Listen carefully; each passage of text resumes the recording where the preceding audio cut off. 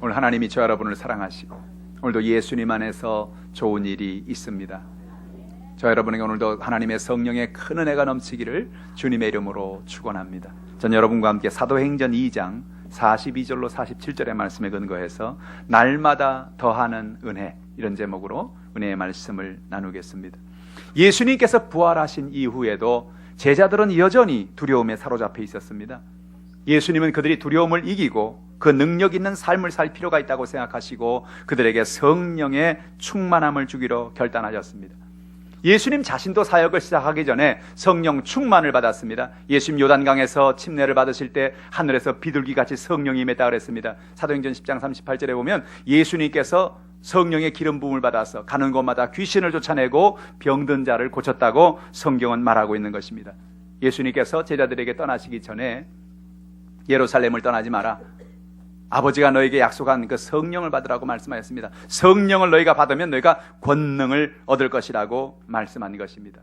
그래서 제자들은 한 다락방에 모여서 간절히 기도했어요. 하나님, 우리가 성령 충만 받아야 되겠습니다. 두렵습니다. 언제 또 사람들이 쳐들어와서 예수님 십자가에 못 박은 것처럼 우리를 못 박을지 모릅니다. 우리가 언제 죽을지 모릅니다. 그들의 마음속에 두려움을 가지고 하나님 앞에 나가 간구하기 시작했습니다. 그런데 놀라운 일이 났어요. 하루가 지나고 5일이 지나고 일주일이 지나고 열흘이 되는 어느 날이었습니다. 한 다락방에 모여서 기도하는 그들에게 갑자기 바람 같은 소리가 그 방 안에 들려나기 시작했어요.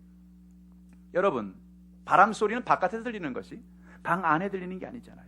근데 방 안에서 무슨 바람 소리 같은 소리가 들리기 시작합니다. 그러더니 갑자기 머리 위에 갑자기 불과 같은 것들이 사람들마다 각자 머리 위에 불과 같은 것이 있었다고 성경은 얘기하는 것입니다. 그들이 다 성령의 충만함을 받아 성령의 말하게 하심을 따라 다른 언어로 이야기하기 시작합니다. 나가서 그들이 복음을 전하기 시작하는데 이상한 일이 일어났어요.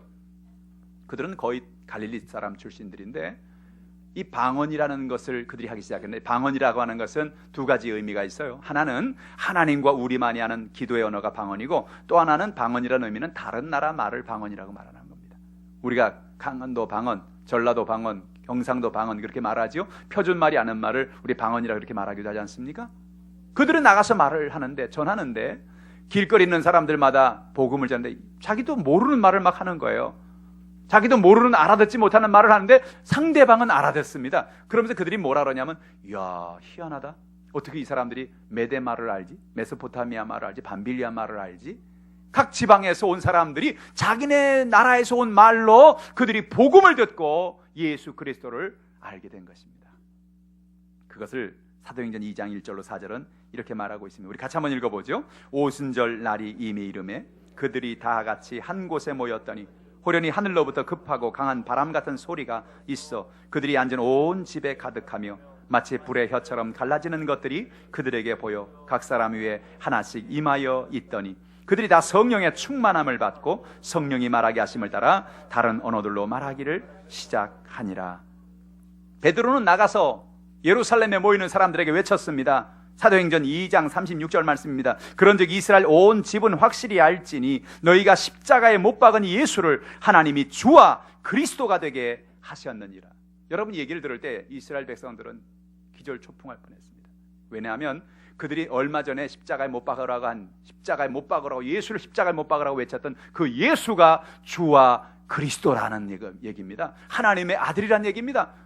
야, 큰일 났구나. 우리가 하나님 아들도 못 알아보고 그를 십자가에 못 박아 죽게 했구나. 그들 마음 가운데 두려움에 가득 사로잡혀 있는데, 그때 하나님의 은혜 가운데 베드로는 이렇게 고백을 합니다. 2장 38절 말씀, 39절 말씀입니다. 베드로가 이르되 너희가 회개하여 각각 예수 그리스도 이름으로 침례를 받고 죄 사함을 받으라.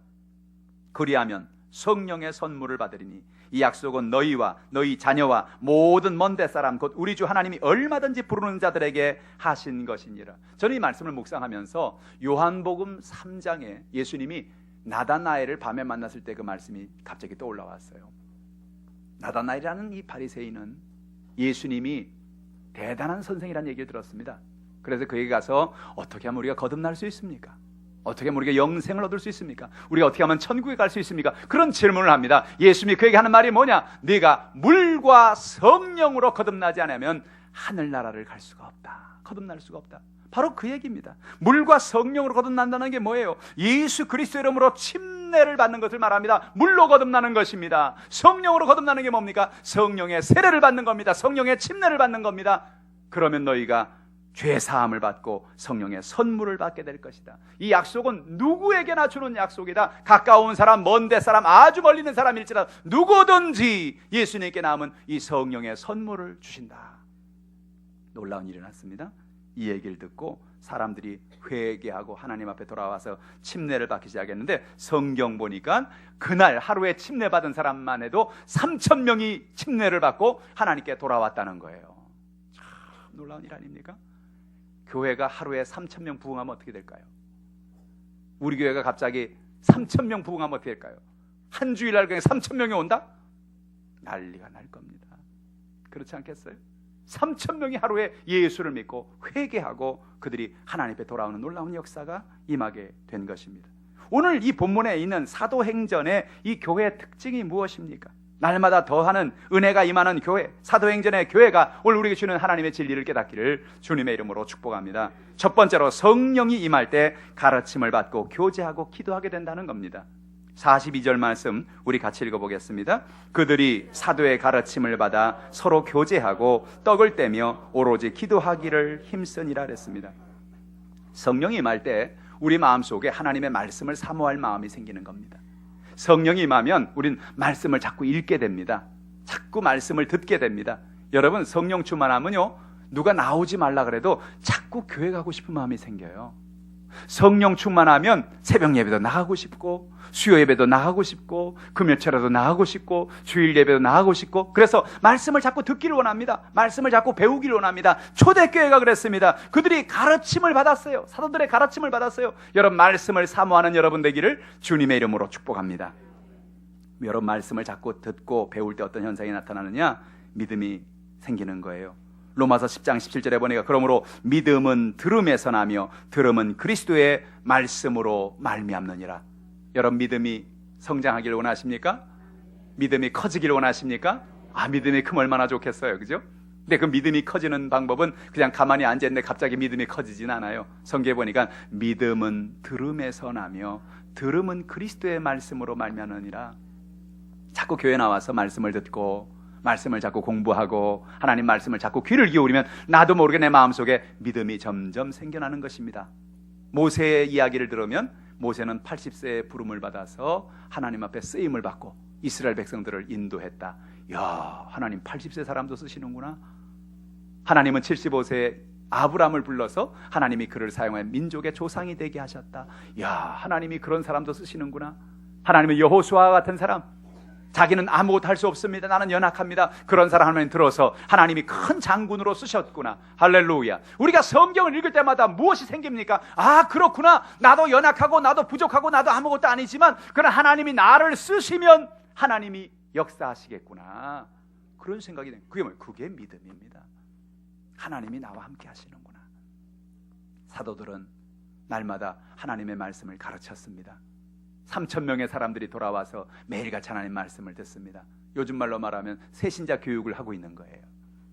3,000명 새신자 교육. 할렐루야. 오늘 저 여러분에게 그런 은혜가 있기를 주님의 이름으로 축복합니다. 또한 성령이 임할 때 서로 교제하며 떡을 떼게 되는 것입니다. 그들이 같이 모여서 떡을 떼며 교제했다는 것입니다. 떡을 떼며 교제한 것은 초대교회 두 가지 형태의 떡을 떼며 교제하는 게, 하나는 성찬이고 하나는 애찬입니다. 성찬은 예수님께서 말씀하신 것처럼 이것은 내 몸이니 이것은 내 피니 먹고 마시라고 말씀하신 성찬입니다. 오늘 우리 성찬주일이지요. 성찬주일날 우리가 먹는 것입니다. 그러나 애찬은 뭐냐? 애찬은 평소에 먹는 음식을 말하는 겁니다. 초대교회에서는 예배가 끝나고 난 다음에 각자가 음식을 가지고 나와서 이렇게 나누었어요. 근데 어떤 사람은 보니까 집에서 떡을 싸갖고 오고 음식을 싸갖고 와서 먹는데 어떤 사람은 못 먹고 있는 거예요. 그래서 이거 안 되겠다. 못 먹는 사람들을 위해서 우리가 좀 서로 나눠야 되겠다. 그래서 어떤 사람은 집에서 올 때 한 2인분도 싸갖고 오고 3인분도 싸갖고 와서 떡을 서로 떼면서 서로 교제하면서 나누기 시작했습니다. 이것이 구제의 출발이었어요. 할렐루야. 오늘 저 여러분에게 이런 은혜가 있기를 주님의 이름으로 축복합니다. 하나님의 은혜 가운데 예수를 믿으면 그 마음속에 주의 사랑을 넣어주시는 거예요. 내가 먹는 것도 중요하지만 내 주변에 있는 사람들이 먹지 못하는 사람들이 있다면 그들에게 사랑을 나누어주고 은혜를 나누어주는 거죠. 우리 교회가 매월 첫 주가 되면 한 끼 금식하고 그 금식한 돈을 우리가 모읍니다. 그리고 그것을 모아서 부활절이나 추수감사절이나 이런 절기에 그것을 모아다가 우리 주변의 어려운 이웃들에게 사랑의 쌀을 나눠줍니다. 하나님의 은혜를 나눠주는 겁니다. 또 지금도 여러분 저 아프리카에서 또 루안다에서 어려움을 당하는 그런 아이들 우리가 월드비전과 연결해서 그들에게 또 사랑의 손길을 펴는 거예요. 그들에게 필요한 영양분을 공급하고 그들에게 먹을 것을 공급해 주는 거예요. 그게 무엇입니까? 우리가 하나님 은혜 가운데 예수 그리스도의 사랑을 받으면 그 사랑 안에서 누군가와 교제하고 누군가의 떡을 나누고 사랑을 베푸는 걸 의미하는 거죠. 나만 알고 사는 것이 아니라 이기적인 삶이 아니라 하나님의 은혜로 충만한 삶을 살게 되는 것입니다. 또한 초대교회는 성령이 임할 때 기도하는 교회였습니다. 기도할 때 기적이 임합니다. 오늘도 여러분 기도할 때 하늘의 문이 열리는 것입니다. 예수님의 언약을 믿고 하나님의 약속을 말씀을 의지하고 나갈 때 주님 뭐라고 말합니까? 너희 수고하고 무거운 짐진 자들아 내게 오라 내가 너희를 쉬게 하리라. 우리를 쉬게 하겠다는 거예요. 구하라 그러면 주실 것이요 찾으라 그러면 찾을 것이요 문을 두드리라 그럼 열릴 것이다. 초대교회 교인들은 기도했습니다. 여러분 기도는 왜 합니까? 하나님을 만나기 위해 사는 것입니다. 기독교가 타 종교와 다른 것은 기독교에는 여러분 주문이 없어요. 기독교가 하는 거 보면 어떻게 보면 주문 같은 거 하는 데가 있죠. 우리가 보면 사도신경 전능하사 천지를 다 같이 하니까 이거 무슨 주문인가? 주문이 아닙니다. 우리의 신앙 고백입니다. 전능한 하나님을 믿겠다는 겁니다. 예수님을 믿겠다는 겁니다. 할렐루야. 하늘에 계신 우리 아버지의 이름이 거룩힘을 주기도면 주문이 아닙니다. 하나님과의 우리의 관계를 다시 한번 살펴보는 그런 기도입니다. 여러분 기도란 무엇입니까? 하나님을 향해 우리의 마음의 속을 털어놓는 것입니다. 어떤 아이가 아버지하고 같이 길을 걸어가는데 아버지가 저만큼 가는데 뒤따라오다가 갑자기 팍 넘어졌어요. 돌뿌리에 걸려가지고 무릎을 깠습니다. 피가 막 납니다. 아빠! 외치니까 뒤에 오는 아이가 그러니까 아빠가 뒤를 돌아보면 아이고 너 왜 그랬어? 어디가 잘못되지 않았어? 어디 안 아파? 아빠가 와서 그 아이의 무릎을 만져주고 그 아이의 연약함을 붙잡아 줍니다. 이 아이가 넘어지면서 아빠 외친 그게 기도입니다. 아빠 할 때 아빠가 뒤돌아보죠.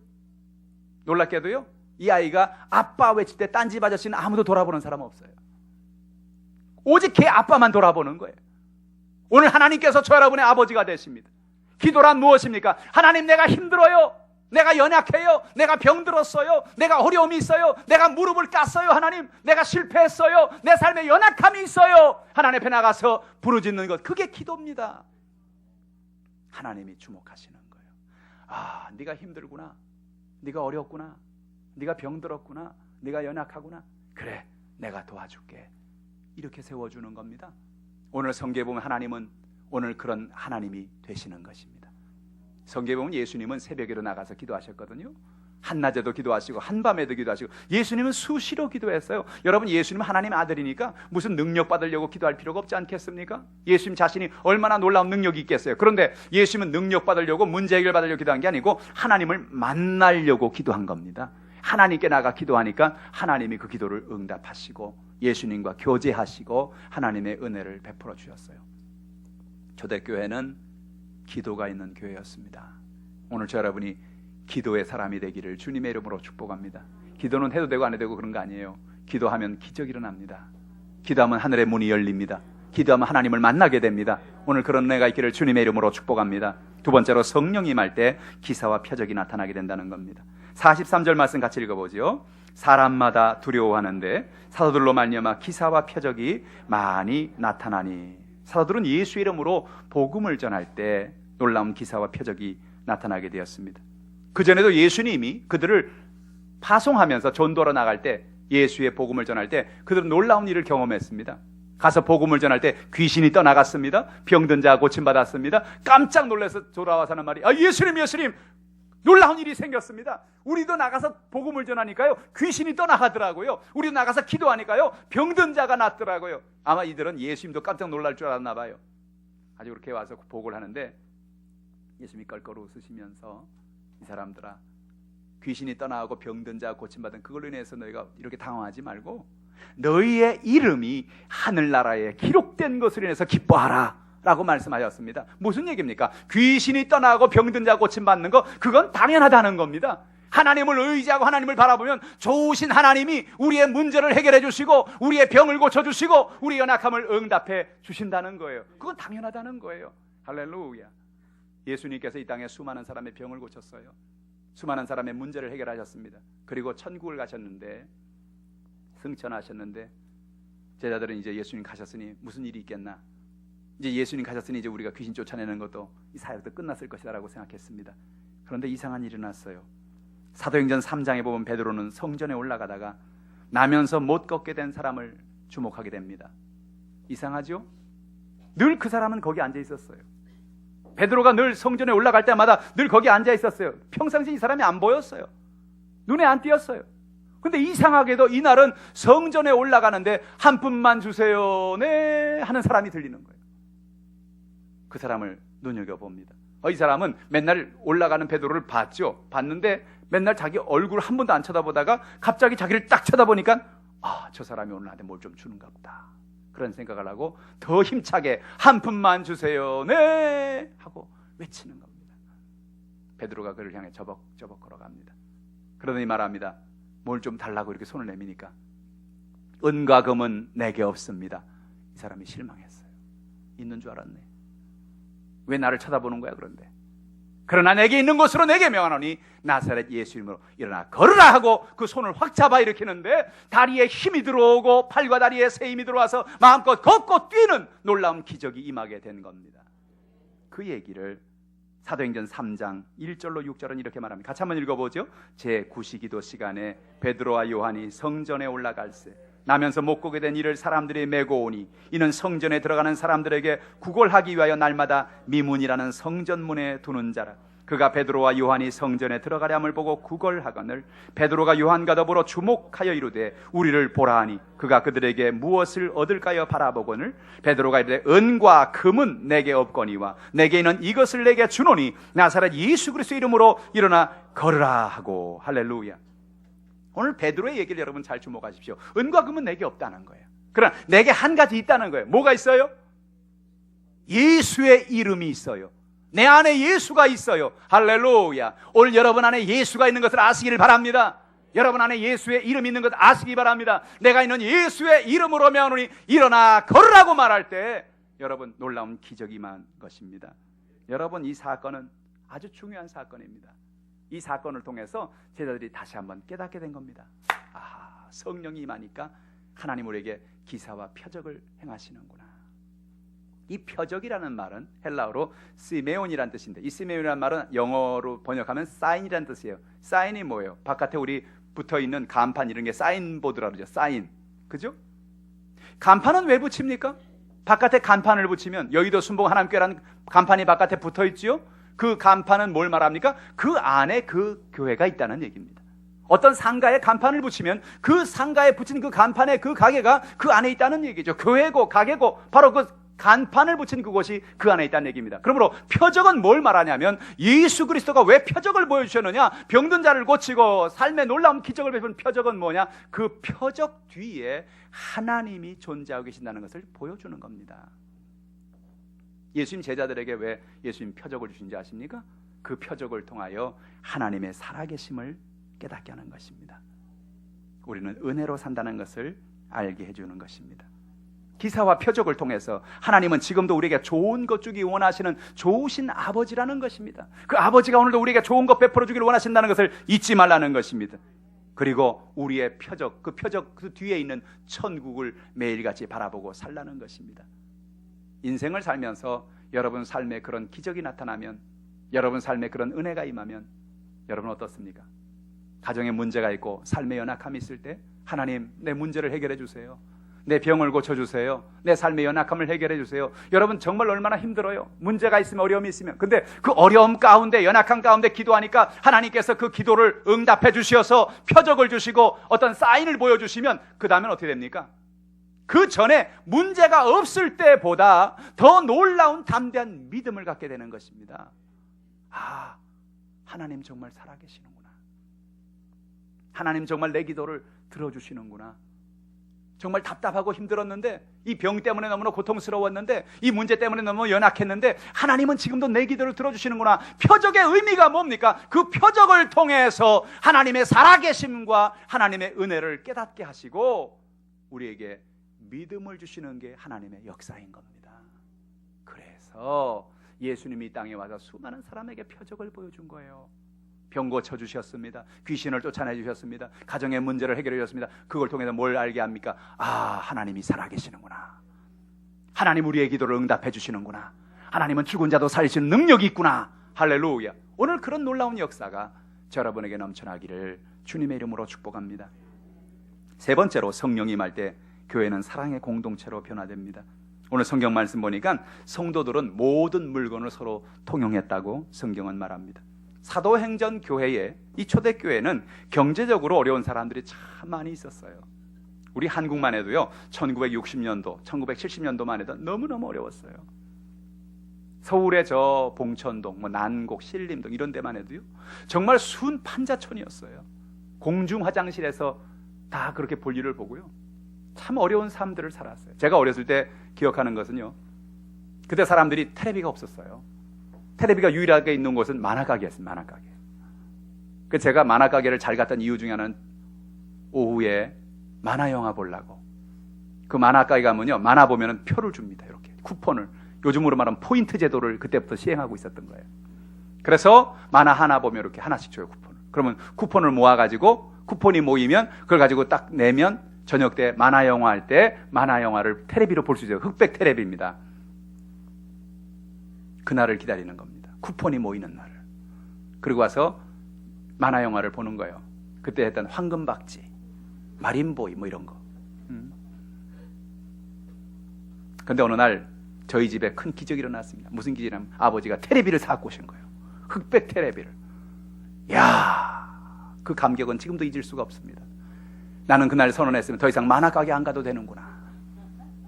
놀라운 사실은요, 우리 집에 텔레비전이 들어왔다는 소문을 어떻게 알았는지 동네 방네 모든 아이들이 다 모였어요, 우리 집에. 그래가지고 저녁 때 만화 영화를 보는데 우리 집 마루가 꽉 찼어요. 난 우리 집이 그렇게 부흥하기는 처음입니다. 할렐루야. 여러분, 우리 옛날에 60년대 70년대는요 그렇게 살았어요. 서로가 남의 집 텔레비 있다 그러면 그 집에 가 텔레비 보는 거예요. 그냥 저녁이면 그냥 가는 거예요. 아무 생각 없이 그냥 가는 거예요. 영화 구경 가듯이 그냥 가는 겁니다. 오늘 초대교회가 어땠습니까? 2000년 전의 얘기예요. 2000년 전에 이 초대교회가 어땠었겠습니까? 그들이 뭘 그렇게 많이 갖고 있었으며 그들이 뭘 그렇게 많이 소유했겠어요. 우리 한국이, 우리 전 세계 사람들이 여러분 이렇게 인색해지게 된 가장 근거를 내가 묵상해봤어요. 왜 사람들이 이렇게 인색해졌을까? 가만히 생각해보니까 냉장고 때문에 그런 거야. 냉장고. 왜냐하면요, 냉장고가 있기 전에는 이게 빨리 먹든지 누굴 주든지 해야 돼요. 음식이 상하니까. 그래서 옛날에는 냉장고가 있기 전에는요, 사람들에게 이렇게 자꾸 줬어요. 옆집 사람도 막 나눠주는 거예요. 그러니까 사람들이 마음이 좋아서 나눠주는 게 아니고 음식이 상하니까 나눠주는 거예요. 어?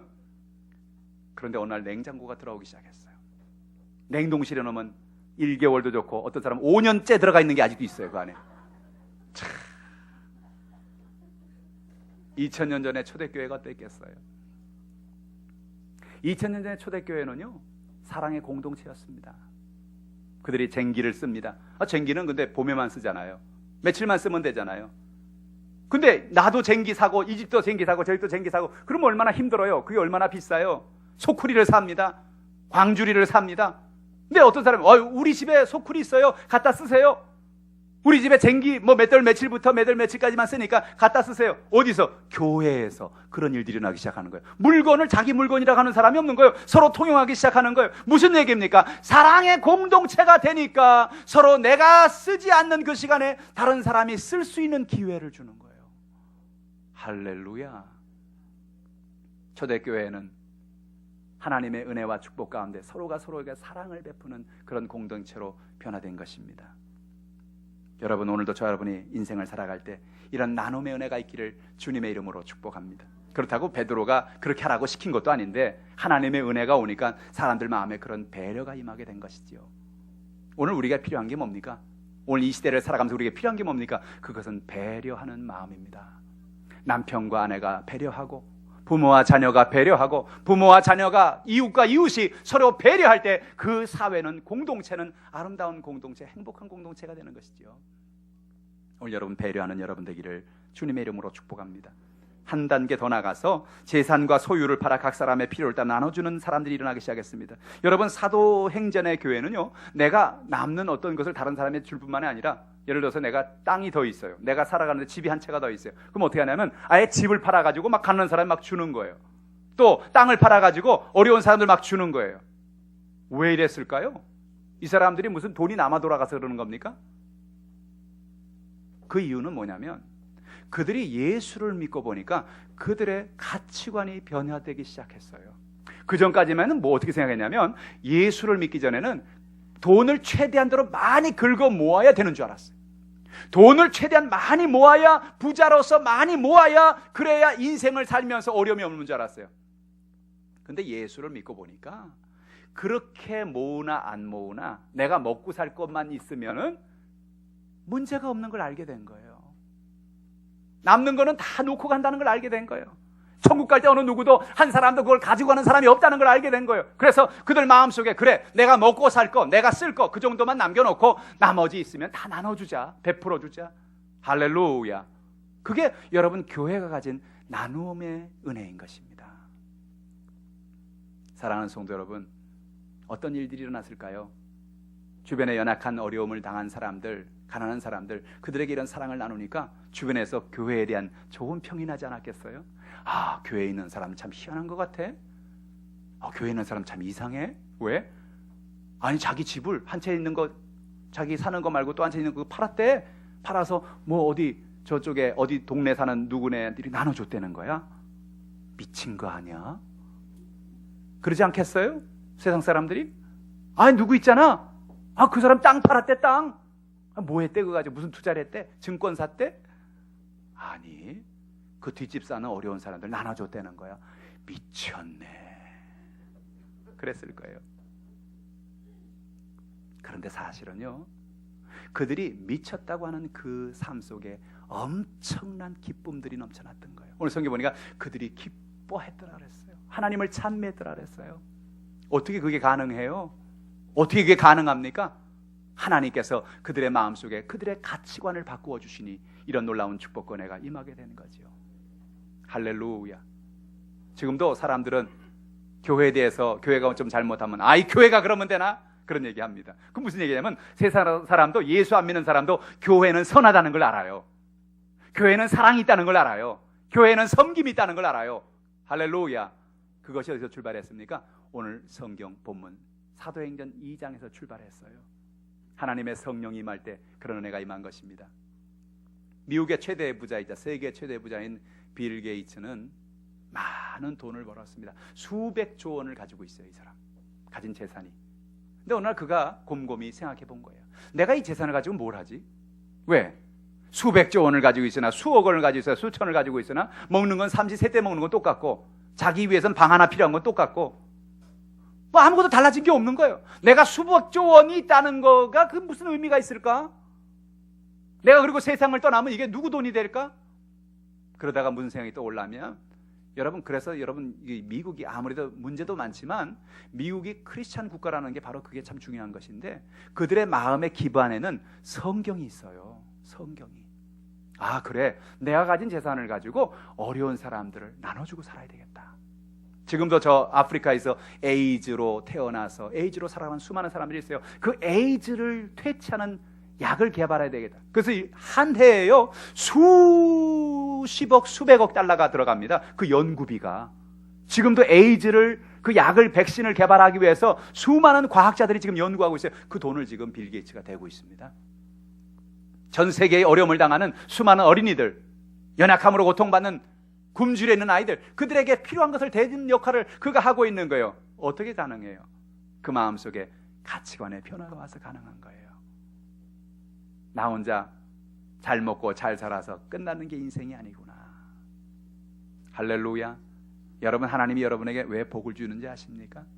여러분, 하나님이 여러분에게 왜 은혜를 주시는지 아십니까? 축복을 주는지 아십니까? 여러분이 복을 받아서 받은 복으로 이웃들에게 나누어 주고 살라는 겁니다. 여러분도 잘 살고 행복하게 살고 할렐루야 뿐만이 아니라 어려운 사람들, 연약한 사람들에게 나누어주며 행복하게 살아가기를 주님의 이름으로 축복합니다. 그런 목표를 가지라는 거예요. 그런 꿈을 가지라는 거예요. 그럼 어떻게 되느냐? 하나님이 그런 목표를 가진 사람에게 부어주시는 거예요. 여러분, 똑같은 사람이 두 사람이 지금 물질의 복을 받기 위해서 소원을 하고 있다고 생각해 보십시다. 한 사람이 무슨 하나님 저에게 복을 주세요. 왜? 잘 먹고 잘 살게요. 그래, 그 다음에 뭐 할래? 그냥 잘 먹고 잘 살게요. 또 한 사람은 뭘 해요? 하나님 내게 복을 주세요. 그래, 왜? 하나님 복을 주시면은요 내가 받은 복을 가지고 이웃들에게 나누어주며 살려고요. 사랑을 베풀고 살려고요. 여러분이 하나님이라면 누구한테 복을 주겠어요? 예? 나 혼자 잘 먹고 잘 살겠다는 사람 복 주겠어요? 아니면 나도 잘 살고 나도 행복하고 그 받은 축복을 가지고 다른 사람에게 나누며 사는 그런 삶을 살겠다고 하는 그런 사람에게 복을 주시겠나요? 왜 말이 없어요? 사랑하는 성도 여러분, 하나님의 은혜 가운데 복 받으시기를 바랍니다. 하나님은 여러분에게 복을 주십니다. 하나님 여러분에게 은혜를 베풀어 주십니다. 우리가 받은 은혜는 왜 복을 받았느냐? 왜 하나님 은혜를 주시냐? 이거를 잊지 마십시오. 우리는 천국을 바라보고 살라고 복을 주시는 거예요. 어려움 당한 사람들, 연약한 사람들 우리 주변에 얼마나 많아요. 초대교회가 하나님 앞에 복을 받은 게 뭡니까? 내 것을 조금 더 내 것이라는 사람이 없었다는 거예요. 서로가 나눠주는 거예요. 서로가 맛있는 음식을 서로 나누는 거예요. 못 먹는 사람들 나눠주는 거예요. 어려운 사람들 나눠주는 거예요. 하나님의 사랑을 나누는 거예요. 그래서 마음에 기쁨이 떠나지 않습니다. 따라서 예수를 믿으면 얼굴이 변한다. 할렐루야. 여러분, 예수 믿는 사람은요 대리미를 하나씩 갖고 다녀요. 무슨 대리미냐면 얼굴 대리미입니다. 얼굴 대리미. 예수 믿으면요 얼굴이 이렇게 막 인상을 쓰다가도요 교회만 따가면 얼굴이 쫙 펴져요. 할렐루야. 그게 뭐예요? 주님 주시는 기쁨이죠. 하나님 주시는 기쁨이죠. 당장 뭐 그렇다고 주머니에 뭐가 생긴 것도 아니고 뭐가 있는 것도 아니에요. 그런데 괜히 그냥 하나님만 바라보면, 예수만 바라보면 신나는 거예요. 기쁨이 있는 거예요. 할렐루야. 옆에 있는 사람에게 말합시다. 당신에게 기쁨이 있습니다. 할렐루야. 오늘 여러분, 예수를 믿는 것은, 하나님을 의지하는 것은 우리가 날마다 주 안에 주시는 기쁨을 가지고 살아가는 것입니다. 오늘 성경에 보니까 초대교회 사람은 날마다 기뻐했다고 그랬어요.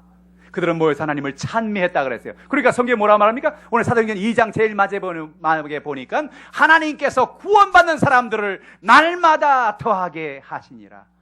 우리 표잖아요. 주제 2016년 여의도숲 하나님께 목표 주제 한번 읽어볼까요? 구원받는 사람이 날마다 더하는 교회. 사도행전 2장 47절. 오늘 우리의 본문이잖아요. 하나님이 구원받는 사람들을 날마다 더하는 교회. 그렇지 않겠어요? 동네 사람들이 교회 와서 야, 저렇게 밥을 막 나눠주네, 저렇게 막 돈을 막 나눠주네, 막 물건을 막 서로 쓰라고 그러네. 야, 이런 데가 어딨어? 야, 좋다. 여기 또 오자. 할렐루야. 그러니까 어떻게 해요? 날마다 새로운 사람들이 와서 구원받는 거예요. 구원받는 사람들이 날마다 늘어나는 거예요. 그 교회가 부흥되는 거예요. 하나님의 역사가 나타나는 거예요. 그 교회 오는 사람들마다 하나님의 은혜를 체험하고 그들의 마음속에 하나님의 사랑을 경험하고 그 사랑의 공동체에 감격하고 돌아가는 거예요. 할렐루야. 오늘 여의도 순복음 하남교회가 이런 교회가 되기를 원합니다. 여러분, 부자가 되세요. 성공하세요. 그리고 마음껏 나눠주세요. 마음껏 베풀어 주세요. 그래서 하남시에 소문난 교회가 되길 바랍니다. 야, 저 홈플러스에 있는 하남교회는 그럼 준대, 뭘 막 준대, 그냥 그럼 막 준대. 뭘 막 주는지 모르겠어. 할렐루야. 그런 교회, 그런 사랑 있는 교회, 그래서 날마다 구원받는 사람이 넘쳐나는 그런 교회, 그런 교회가 되기를 주님의 이름으로 축복합니다. 기도하겠습니다. 전능하신 아버지 하나님, 참 감사합니다. 하나님께서 오늘 우리에게 은혜를 베풀어 주셔서 예수님의 십자가의 보혈의 은혜로 날마다 더하는 은혜를 깨닫게 하시니 감사합니다. 초대교회의 성령의 기름을 부어주셔서 그들에게 표적을 주셨고 그들에게 하나님의 사랑의 은혜를 베풀어 주셨고 능력을 더했던 것처럼 우리 모든 한 사람 한 사람에게 하나님의 큰 은혜와 놀라운 축복을 베풀어 주시니 감사합니다. 하나님의 성령의 놀라운 기름 부음이 넘쳐나게 도와주시옵소서. 역사하여 주시옵소서. 축복하여 주옵소서. 감사드리며 예수님의 이름으로 기도하옵나이다.